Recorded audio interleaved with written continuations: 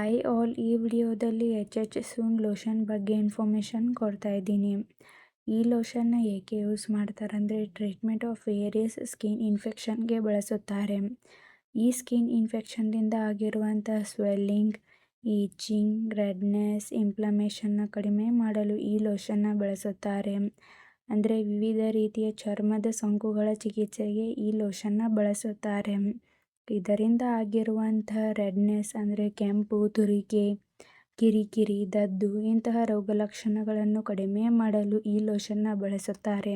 ಹಾಗೆ ಎಕ್ಸಮಾ, ಸೋರಿಯಾಸಿಸ್, ಡರ್ಮ್ಯಾಟೈಟಿಸ್ ಹೀಗೆ ಹಲವಾರು ವಿವಿಧ ಸ್ಕಿನ್ ಇನ್ಫೆಕ್ಷನ್ಗೆ ಈ ಲೋಷನ್ನ ಬಳಸುತ್ತಾರೆ. ಈ ಲೋಷನ್ನ ಸ್ಕಿನ್ ವೈಟ್ನಿಂಗ್ ಮತ್ತು ಫೇರ್ನೆಸ್ಗೆ ಅಂತ ನಿಮ್ಮ ಫೇಸ್ಗೆ ಅಪ್ಲೈ ಮಾಡಬಾರದು. ಇದರಲ್ಲಿರುವಂಥ ಸ್ಟೆರಾಯ್ಡ್ ನಿಮ್ಮ ಫೇಸ್ನ ಡ್ಯಾಮೇಜ್ ಮಾಡುತ್ತದೆ. ಲೋಷನ್ನ ಸ್ಕಿನ್ ಇನ್ಫೆಕ್ಷನ್ ಆಗಿದ್ರೆ ಮಾತ್ರ ಯೂಸ್ ಮಾಡಿ, ಗೊತ್ತಿಲ್ಲದೆ ನಿಮ್ಮ ಫೇಸ್ಗೆ ಅಪ್ಲೈ ಮಾಡಬಾರದು. ಈ ಲೋಷನ್ನ ಯೂಸ್ ಮಾಡುವ ಮೊದಲು ಡಾಕ್ಟರ್ಸ್ನ ಕನ್ಸಲ್ಟ್ ಮಾಡಿ ಯೂಸ್ ಮಾಡಿ. ಡಾಕ್ಟರ್ಸ್ ಅಡ್ವೈಸ್ ಮಾಡಿದರೆ ಮಾತ್ರ ಈ ಲೋಷನ್ನ ಯೂಸ್ ಮಾಡಿ.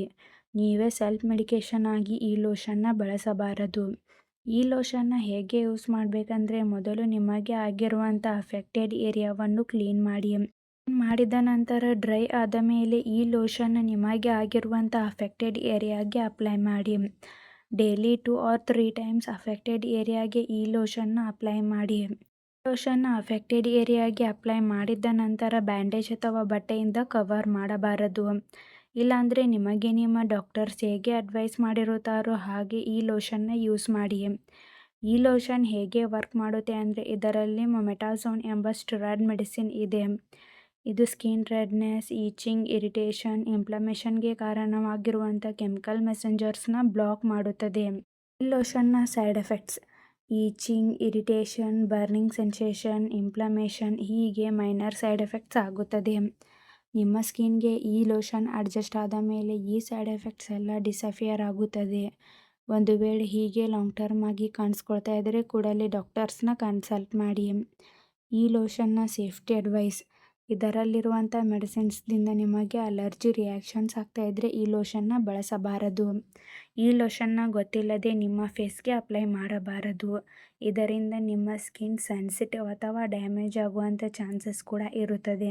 ಮಕ್ಕಳಿಗೆ ಈ ಲೋಷನ್ನ ಬಳಸಬಾರದು ಮತ್ತು ಈ ಲೋಷನ್ನ ಅಫೆಕ್ಟೆಡ್ ಏರಿಯಾಗೆ ಅಪ್ಲೈ ಮಾಡಿದ ನಂತರ ಬ್ಯಾಂಡೇಜ್ ಅಥವಾ ಬಟ್ಟೆಯಿಂದ ಕವರ್ ಮಾಡಬಾರದು ಮತ್ತು ಬೇರೆ ಇನ್ಫೆಕ್ಷನ್ ಆಗಿರುವಂಥ ಜಾಗಗಳಲ್ಲಿ ಈ ಕ್ರೀಮ್ನ ಅಪ್ಲೈ ಮಾಡಬಾರದು. Open wounds, damaged skin, burning area, cut ಆಗಿರುವಂಥ ಜಾಗಗಳಲ್ಲಿ ಈ ಲೋಷನ್ನ ಅಪ್ಲೈ ಮಾಡಬಾರದು ಮತ್ತು ಈ ಲೋಷನ್ನ ಮೋರ್ ದೆನ್ 4 ವೀಕ್ಸ್ 4 ವಾರಗಳ ನಂತರ ಈ ಲೋಷನ್ನ ಯೂಸ್ ಮಾಡಿದರೂ ಕೂಡ ನಿಮಗೆ ಆಗಿರುವಂಥ ಸ್ಕಿನ್ ಇನ್ಫೆಕ್ಷನ್ ಕಡಿಮೆ ಆಗದೇ ಇದ್ದರೆ ಕೂಡಲೇ ಡಾಕ್ಟರ್ಸ್ನ ಕನ್ಸಲ್ಟ್ ಮಾಡಿ. ಈ ಲೋಷನ್ನ ಲಾಂಗ್ ಟರ್ಮ್ ಆಗಿ ನಿಮ್ಮ ಸ್ಕಿನ್ಗೆ ಅಪ್ಲೈ ಮಾಡುವುದರಿಂದ ಸೈಡ್ ಎಫೆಕ್ಟ್ಸ್ ಆಗುವಂಥ ಚಾನ್ಸಸ್ ಕೂಡ ಇರುತ್ತದೆ. ಇದರಿಂದ ಈ ಲೋಷನ್ ಯೂಸ್ ಮಾಡಿದ ನಂತರ ನಿಮ್ಮ ಸ್ಕಿನ್ ಇನ್ಫೆಕ್ಷನ್ ಕಡಿಮೆ ಆಗದೇ ಇದ್ದರೆ ಕೂಡಲೇ ಡಾಕ್ಟರ್ಸ್ನ ಕನ್ಸಲ್ಟ್ ಮಾಡಿ. ಈ ಲೋಷನ್ನ ಡಾಕ್ಟರ್ಸ್ ಅಡ್ವೈಸ್ ಮಾಡಿದ ಹಾಗೆ ಕಂಪ್ಲೀಟ್ ಫುಲ್ ಕೋರ್ಸ್ ಮುಗಿಯುವವರೆಗೂ ಯೂಸ್ ಮಾಡಿ. ಮಧ್ಯದಲ್ಲಿ ಸ್ಕಿಪ್ ಮಾಡಿ ಯೂಸ್ ಮಾಡಬಾರದು ಮತ್ತು ಇನ್ಫೆಕ್ಷನ್ ಆಗುವಂಥ ಚಾನ್ಸಸ್ ಕೂಡ ಇರುತ್ತದೆ. ಮತ್ತು ಈ ಲೋಷನ್ನ ನೀವೇ ಸೆಲ್ಫ್ ಮೆಡಿಕೇಷನ್ ಆಗಿ ಬಳಸಬಾರದು, ಹಾಗೆ ಲಾಂಗ್ ಟರ್ಮ್ ಆಗಿ ಕೂಡ ಬಳಸಬಾರದು ಮತ್ತು ಯಾವುದೇ ಮೆಡಿಸಿನ್ ತೆಗೆದುಕೊಳ್ಳುವ ಮೊದಲು ಡಾಕ್ಟರ್ಸ್ನ ಕನ್ಸಲ್ಟ್ ಮಾಡಿ. ಈ ವಿಡಿಯೋ ನಿಮಗೆ ಇಷ್ಟ ಆಗಿದ್ರೆ ಲೈಕ್ ಮಾಡಿ, ಕಮೆಂಟ್ ಮಾಡಿ, ಶೇರ್ ಮಾಡಿ. Thank you.